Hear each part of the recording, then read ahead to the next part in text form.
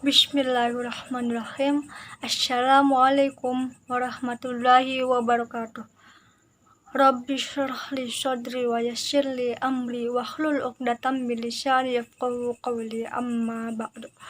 Selamat pagi semuanya. Yang terhormat Ibu Dr. Emma Hujaimah, MPD, selaku dosen pembimbing mata kuliah Bahasa Indonesia, dan teman-teman yang saya banggakan. Pertama dan yang paling utama, marilah kita panjatkan puja dan puji syukur kita kehadirat Allah Subhanahu wa Ta'ala yang telah memberikan kita hidayah, rahmat, kesehatan, dan keselamatan, sehingga kita dapat bertemu di pertemuan kali ini, meskipun melalui virtual atau daring.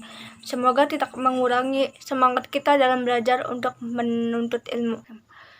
Selanjutnya, penyajian materi. Kepada penyaji materi, saya persilahkan. Assalamualaikum warahmatullahi wabarakatuh. Perkenalkan, nama saya Firna Dinara Oktaviani dari kelompok 6. Di sini saya sebagai pemateri pertama yang akan menjelaskan tentang pengertian teks ulasan buku.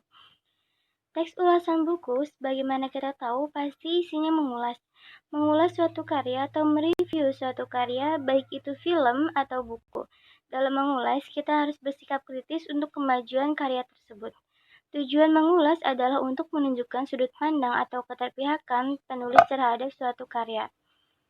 Yang kedua yaitu kaidah kebahasaan teks ulasan buku. Yang pertama, menggunakan kata-kata opini atau persuasif. Yang kedua, menggunakan konjungsi atau kata penghubung internal dan konjungsi eksternal. Yang ketiga, menggunakan ungkapan perbandingan, bisa persamaan atau perbedaan. Yang keempat, menggunakan kata kerja material dan kata kerja relasional. Yang ketiga yaitu ciri-ciri teks ulasan buku. Yang membedakan teks ulasan buku dengan teks cerita sejarah ataupun teks lainnya yaitu yang pertama, strukturnya berupa orientasi, tafsiran, evaluasi, dan rangkuman. Yang kedua, memuat informasi berdasarkan pandangan atau opini penulis terhadap suatu karya. Yang ketiga yaitu opininya berdasarkan fakta yang diinterpretasikan.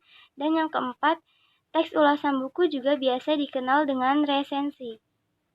Assalamualaikum warahmatullahi wabarakatuh. Perkenalkan, nama saya Muhammad Rizal Pahlevi. Saya dari kelompok 6. Di sini sebagai pemateri kedua akan menjelaskan tentang struktur teks ulasan buku. Jadi sebelum kita mengulas sebuah buku, ada 4 hal atau 4 struktur yang harus kita lalui. Yang pertama adalah orientasi atau berisi pengenalan. Jadi sebelum kita mengulas sebuah buku, drama atau film, yang pertama kali adalah ta'aruf atau pengenalan. Sama seperti ketika kita ingin mendekati sebuah cewek, yang pertama harus ta'aruf dulu atau kenalan lewat WhatsApp atau Facebook yang lainnya. Terus yang kedua adalah tafsiran, berisi gambaran detail mengenai sebuah karya tersebut. Contoh, dari kualitas buku tersebut atau keunikan dan keunggulan buku tersebut, ya harus kita tafsirkan. Sama kayak cewek juga. Yang pertama kan ta'aruf dulu, yang kedua adalah penafsirkan. Yang pertama dari segi cantik, entah itu dari solehahnya atau itu dari nasabnya atau yang lainnya.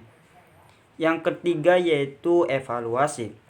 Jika kita sudah mengenal terus menafsirkan, yang ketiga adalah mengevaluasi mana yang buruknya dari buku tersebut. Sebagai contoh, cacat dari segi katanya atau dari segi penulisannya. Sama kayak cewek. Cewek juga begitu, kalau kita udah mengenal terus menafsiri. Yang ketiga adalah menemukan sisi buruknya itu yang mana atau sisi kurangnya itu yang mana. Terus kita lengkapi deh, gitulah. Yang terakhir adalah merangkum. Jadi jika kita sudah mengenal, menafsiri, mengevaluasi, yang terakhir adalah merangkum isi buku tersebut. Jadi merangkum itu adalah berkomentar apakah film, drama, dan buku yang baru saja diulas berkualitas atau tidak. Sama kayak cewek. Jika kita sudah mengenal, terus menafsiri, mengevaluasi, yang terakhir adalah menentukan apakah dia baik atau tidak buat kita. Nah, begitulah. Yang terakhir adalah langkah-langkah membuat teks ulasan buku.